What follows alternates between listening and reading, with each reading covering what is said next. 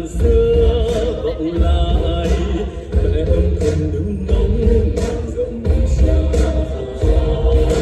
đường phố gian người thân này ta sợ chi để thăng long ta quyết rằng ngoại sơn.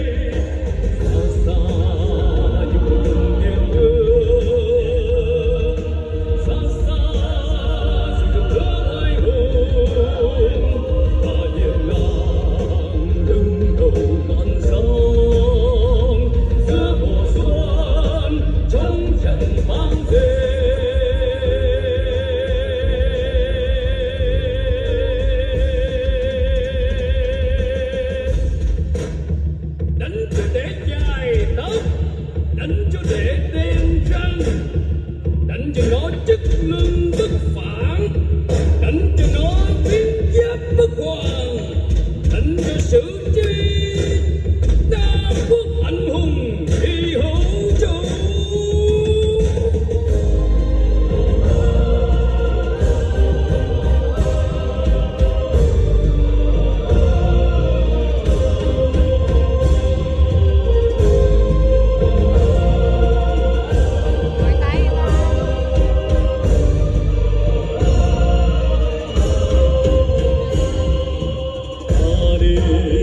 Sự bình yên sông